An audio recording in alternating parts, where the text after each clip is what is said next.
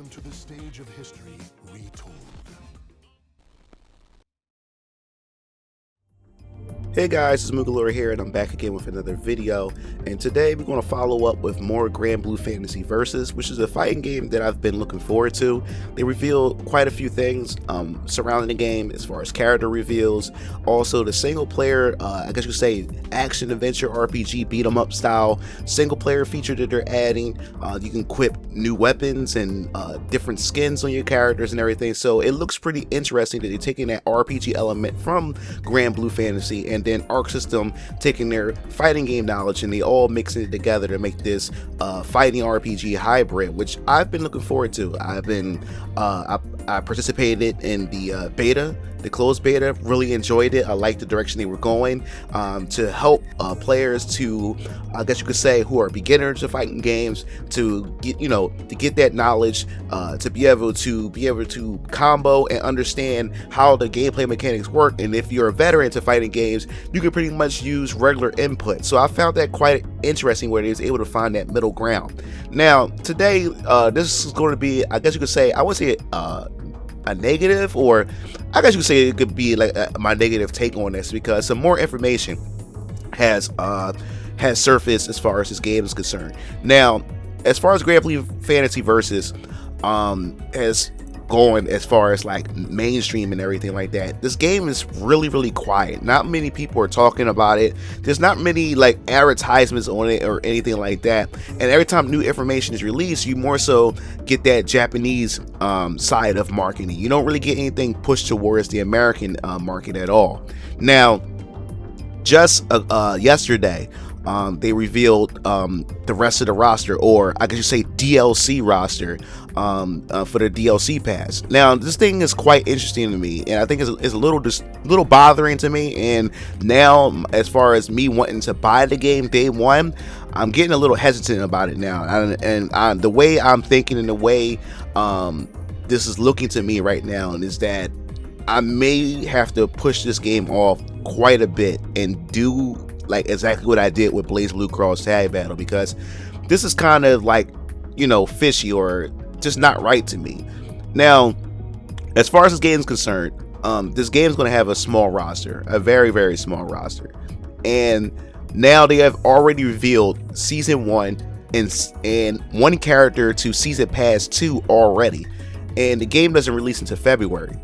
Now, the interesting part about this is these DLC characters are going to launch a month in, like, actually April, March and April, like 2 months after the release of the game. So the problem I'm having is if they're going to release this 2 months after the release of the game, why couldn't these characters be in the base roster? Now, the characters that we're supposed to be getting for Season 1, so far, they only revealed 4 out of 5. Now, the characters we're supposed to be getting is Chaosbringer, Normaya, I guess Cerise, Digita, however you pronounce it.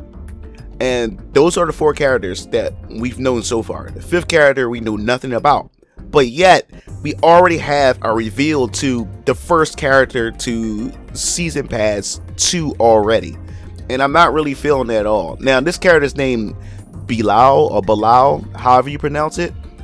And I see that most of the characters that are in the DLC pass are very popular characters, because I see a lot of people in the comment section below talking about, oh man, that's the character I really wanted to play, and it's the character that I was hoping was going to be in the base roster. Also, a few people on my Discord channels as well in the Granblue Fantasy Versus. If you guys are interested, I'll post an invite link to my Discord. Sorry for the plug, but if you guys are interested, yes, definitely have discussion there. But there's already a few people in my Discord who are, kind of shaky about it, but at the same time, they're kind of hyped for these characters, and we're hoping that these characters were going to be in the base roster. So instead of putting them in the base roster, they're going to sell them to us as DLC. Now, I talked about this in BlazBlue Cross Tag Battle, and I stood my ground with it, and I said, even videos after that, and even at the discussions and comment sections of other BlazBlue Cross Tag Battle videos, I said that I would not put a dime. I wouldn't even spend any amount of money on this day one. I'm going to wait until a price drop where I can get it completely cheaper and everything, and go out and buy it. And I waited almost in a year and a few months before I grabbed the game, before I grabbed BlazBlue Cross Tag Battle, and got it extremely cheap and got it used and everything. So it's sad, is because I really want to support this game, and I think that that Cygames is trying to make Granblue Fantasy popular here, because it's very popular in Japan, especially. It's a very popular mobile game, so they're really trying to I guess you could say make it more mainstream and everything. And I'm looking forward to the JRPG that Platinum Games is helped develop for Cygames, and hopefully we'll get that game to come over here. And I just hope that Granblue Fantasy Versus success doesn't its success doesn't affect whether or not that we get the JRPG version, because I would love to play the JRPG version. So I'm really like on the wall with this right now, and I'm really disappointed because these characters look badass. I love the character designs. I really love the art direction that they're going for this game, and I also like what Arc System has done by adding the RPG elements and also adding the accessibility to the game for those who aren't really good at fighting games and want to get into fighting games, but also left some room, for hardcore fighting game fans to be able to still get some enjoyment out of it.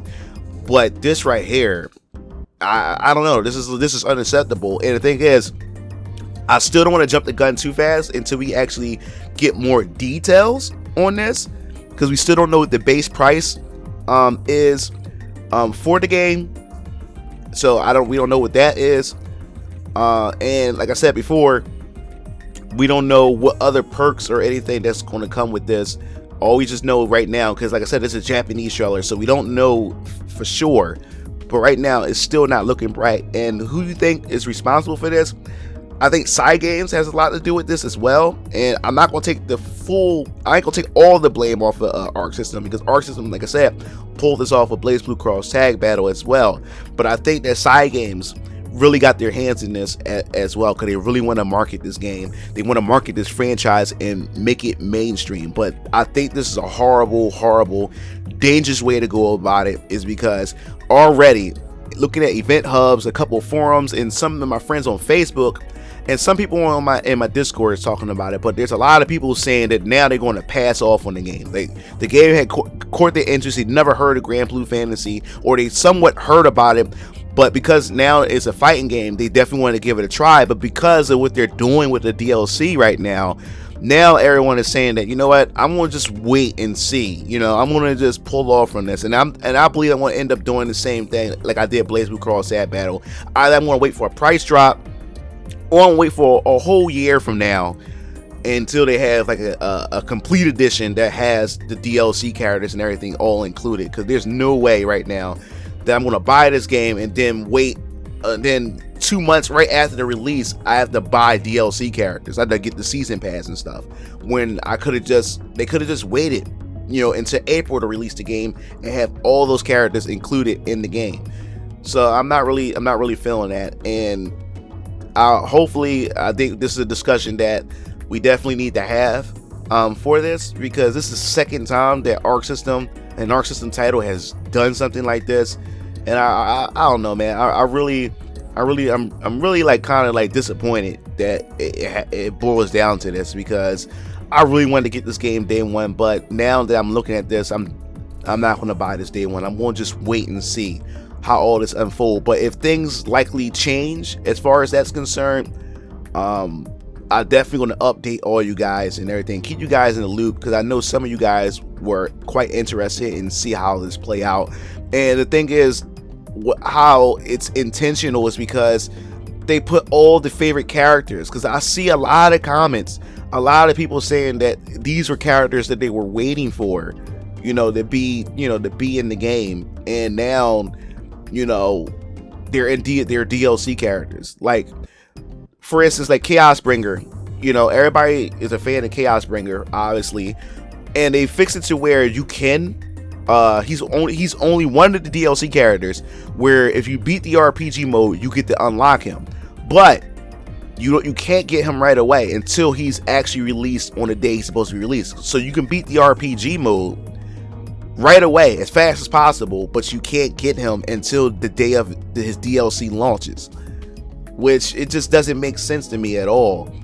And Normaya is another character. She looks dope.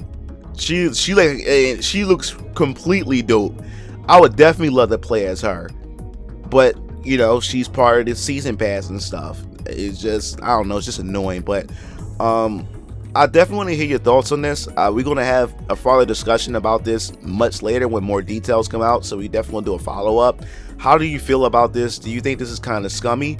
Has your I guess you could say, has this changed your mind whether or not this is going to be a day one buy, or are you going to wait, or are you going to just buy it day one anyway? And as I said before, don't let my opinion influence your purchasing choice, because at the end of the day, it's about whether or not that you enjoy the game, and if it's worth your money, your hard-earned money, then go ahead, by all means, you know, do what you got to do, buy it and have fun with it. But me, on the other end, I'm going to just wait, because I still want the game, but I'm going to wait and eventually buy it, or unless some new details come out for the game. So I definitely want to hear your thoughts on that. If you like the video, please share, pass it around, like it, and if you want to stay up to date with more Granblue Fantasy Versus material and content, hit the bell to be notified. This is Mugen Lord signing off. See you game fiends later.